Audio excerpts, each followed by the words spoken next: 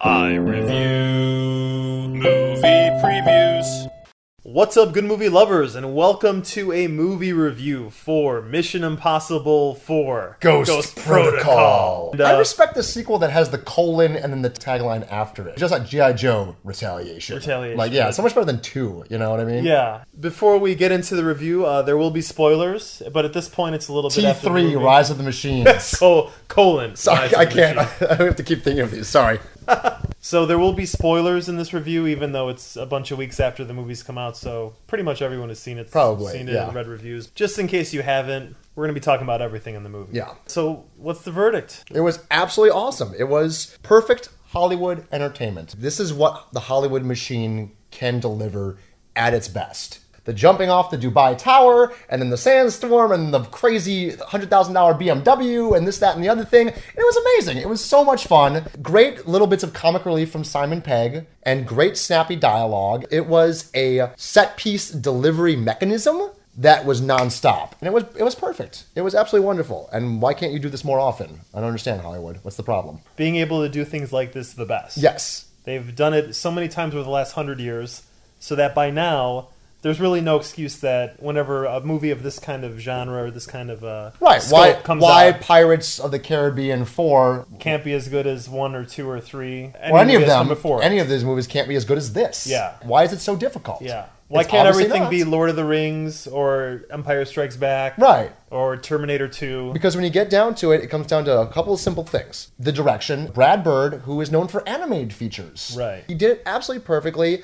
And we were talking earlier about how, with the way technology is today, it really makes sense to hire an animator because the limits are only your imagination. So just as you can draw anything, you can pretty much do anything nowadays with technology, and he did. You know, the main thing also was that it respected our intelligence. I say this a lot. I've seen way too many movies, and so I know a great deal of movie tropes. So it's usually pretty easy for me to predict what's happening next. I couldn't predict a single thing. I mean, this movie was just like, boom, and then it kept raising the stakes. It's like every time you thought they were out of the woods, it's like, oh, no, wait. You know, it's like this blew up. And like, oh, well, this is breaking. Oh, and now the power's off. And now, and then the glove's going to malfunction. Yeah, and then, he's on the spool. Oh, not long enough. And then, Right. yeah, it was just like, kept raising the stakes on us. And it was done so well. It absolutely just, every opportunity it had to put the wrench in the gears so that it wouldn't be a smooth objective, being accomplished by the main character.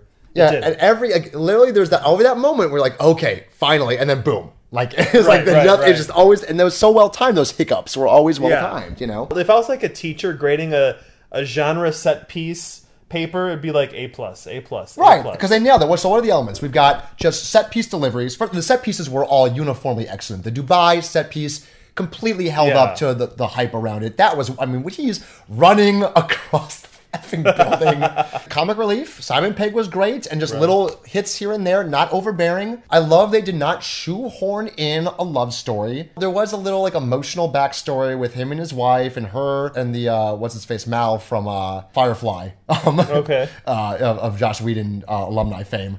Who is currently Castle. Her, wanting to avenge his death. But they kept that to a minimum. Because we didn't need it. It's superfluous. And I understand you want to ground the characters in some kind of emotional reality. This is an interesting area because I know we talk about this a lot. Like, I'm always the guy who's kind of give me, the most emotionally in-depth characters. Yeah. But I think part of it, too, is, going to the theater. You're like, I want to see a Mission Impossible movie. The movie is basically, I want to see people go after solving some kind of objective for 2 hours. Right.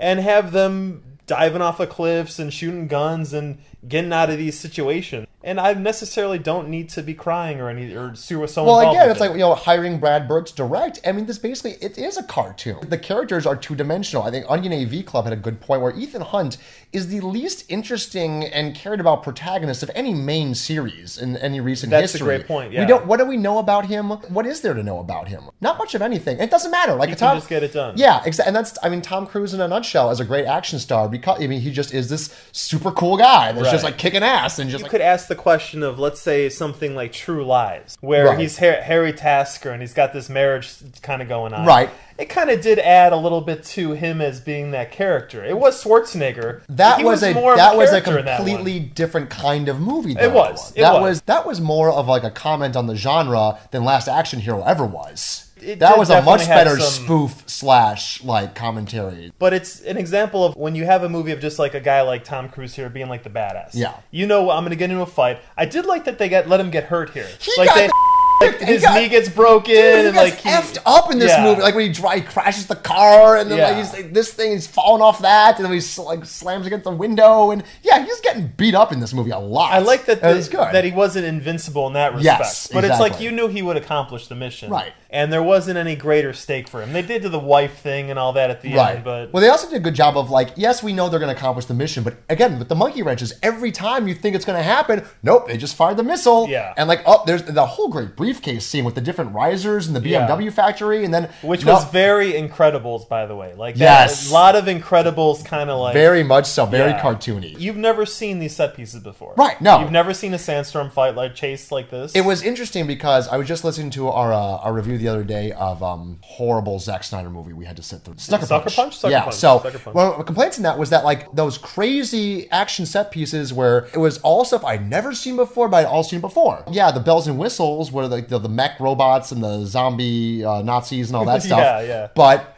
the samurai swords. And but the actual fight sequence were completely generic. Yeah. Where this one, all the action stuff, like it was all new to me. It was just all really interesting and well done, and kept my interest, and just a lot of fun. And there was something at stake in every fight. Right. Exactly. Like Sucker Punch was really like, okay, let's just have that character on the Dubai building. Right. But you don't know why they're doing it. Like they have to get into this window to get here in time and go there to get the server changed. In Sucker Punch, they didn't explain. Let's just have this cool fight. Yeah. It looks great, but at least here, it's grounded in, okay, there's a reason he's chasing this guy through a sandstorm. Yeah, and the stakes are high. The stakes are high. When it is grounded in some stakes and it makes sense, then we're all for it. Yeah, but I think that's also more to the point of like just originality of it. Like the originality of it, just how it's constructed and how it's executed makes a much more of a difference than what you're actually looking at, if that makes sense. Okay. You know what I mean? Than just eye candy, I guess is what I mean. Like the Desert Storm sequence was very cool.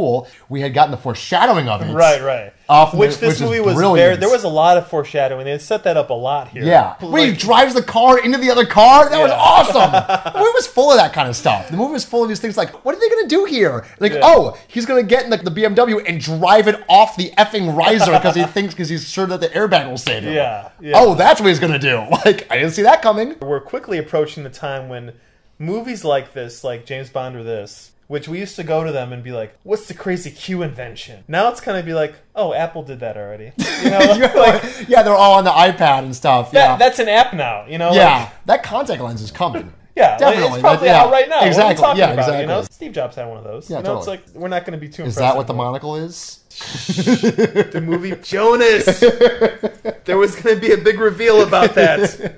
It's going to be now that you mention that. The crazy Russian scientist bad guy was a little bit too action-y. That was my, if you have to like have a nitpick, there's no reason that him and Cruz should have been going toe-to-toe in armed combat. He was beating him with the briefcase. Like, that was really stupid. Put that guy in front of a computer and he can beat Cruz. Yes. But physical... no. He was a schlubby, like, in his 50s. Like, I can kind of buy him as like a super spy. Yeah. Almost, because he's got, I guess he had backing of some kind. Whatever. That's fine. He can like be one-upping Cruz in terms of like piggybacking his signal and framing him for the explosion. Yeah. That's, I can buy, but like surviving the head-on collision and then fighting him in the Incredible set, it's like, But again, I will overlook that. Because every bad guy in one of these kind of movies, in like a nice big action film, they always have like that set belief scene, which they did here. Yeah. Like they give the speech to the it's Russian like, I want to unleash nuclear holocaust or whatever. Cleanse the world and then give it a chance to rebuild itself. Yeah, in peace. It's almost like you kind of wish that there would have been a couple more little moments like that. Your movie's only as good as your bad guy in a lot of ways sometimes, where... See, not necessarily. It depends on the kind of movie you're structured. Like, certain movies are like Die Hard was part of the reason it was so amazing was Hans Gruber. Yeah. Yes, that was as much part of it as anything else. This, it's more about, I think, just the bad guy is just a plot device that sets the wheels in motion. Just someone to carry around the codes or whatever. And to set the stakes. Yeah. That's all that is. Like, his actual character, there's not much dialogue, we didn't get any insight to him, but there didn't need to be. The movie did not hinge on him. Right. It hinged on just that plot device setting things in motion. Yeah. So. I know earlier when we were talking about this, we couldn't really come up with like a lot of faults for it. Yeah. I think the one thing that now that we're talking about it bothers me, this is very much like a 1987 plot, where it's like, unleash nuclear Right, war. Armageddon. Right. I kind of expected something a little more like G.I. Joe was like nanites or something. Unleash the nanite Holocaust. Yeah, exactly. I was kind of maybe expecting something more like, but I guess this is technically still a threat. Nuclear was very much still a threat. Nuclear's still out there, yeah. Brad Bird, he knew exactly what the heritage of this film was. Well, and he played with it just enough where the first glimpse of that we get is when Cruise goes to the box, the telephone booth, the fake telephone booth, is walking away expecting it to explode, and it's on the fritz. It doesn't explode. He has to go back and hit it. And then again, they're on the trying to catch the train, and the little thing opens and still needs the retinal scan. Right. And so he's running alongside it trying to scan. And he has to dodge like the post. While he's doing it. And then at the end, he's mission accomplished. And he hits the button and it doesn't do anything because they haven't turned the power back on. It was full of those little touches, which were really smart and really fun and not too meta or anything, just really intelligent and well done. We criticize Hollywood for not producing intelligent movies, and this shows there's a way to do it and have it be intelligent. The question is, does that matter monetarily? I don't think it does. I don't think this movie makes that much any more money than any other stupid blockbuster that we would sit here and complain about. Okay. You know what I mean? Interesting. So even though this one is done well, it's not going to necessarily be rewarded for that? Exactly. That's kind of depressing. It's very depressing, but I think that's the truth of it, though. So, would you recommend IMAX prices? IMAX, definitely. It was because it was shot in IMAX cameras. Yeah. The scope of the movie, the crazy Dubai scene, it's cool to see it in IMAX. Definitely, this is why IMAX exists. Yeah, it's for this kind of experience. This is definitely a regular price. Yeah. Which you should see in theater. And then now let's bump it to the next step. Yeah, it's definitely IMAX worthy. Definitely IMAX worthy. It was a good way to kick off 2012. Definitely a very entertaining way to kick off 2012. So we've got some big movies coming out this year. Yes, we do. Expecifically The Dark Knight. Avengers, a lot of other good stuff coming this year. Avengers, so yep, Josh we Whedon. shall... Expendables 2! More expendable. Expendable. Expendable. At least they got... Right. And we just watched the trailer for G.I. Joe 2. Retaliation. And who comes in at the end out of nowhere? Willis! Oh my god, I almost myself with that. Bruce Willis? Bruce Willis, baby. And that great line, how are you? Oh, my cholesterol is a little high. I don't know who he's playing or how it's going to make sense. I told you, he's fun. playing Bruce Willis. There's going to be a Bruce Willis action figure released from the G.I. Joe line. Just... Bruce Willis, that's it. I'm calling it Expendables crossover. Where it's the same character from we're like, they're just going to have all the Expendables show up. Because they say they killed the Joes off. Right, so the Expendables come to the rescue? Expendables 2B. Brilliant. The end of Expendables will be like a crossover into G.I. Joe Oh Retaliation. my god, that's brilliant. They should do it. They should do that. Those two worlds coming together. Can you imagine Snake Eyes versus... Terry Crews or whatever, I don't know. Jet Li, I guess, would be the natural enemy of Snake Eyes. Dolph Lundgren versus The Rock. The Rock. It's like Marvel versus Marvel DC. Yeah, we can try pairing them off like Capcom. Marvel. Someone cut a rift in the fabric of action movie continuum. There we go. And then they're just spilling into each other's movies now. We had DC versus Mortal Kombat, the video game. So it's coming soon. Let's do it. All right. Anyway. All right. So we're back, and we will.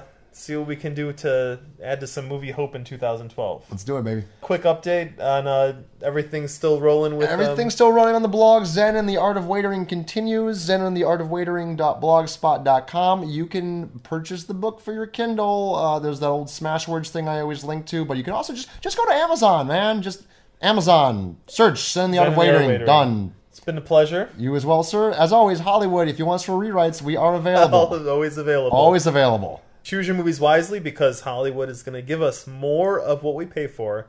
And until next time, long live good movies.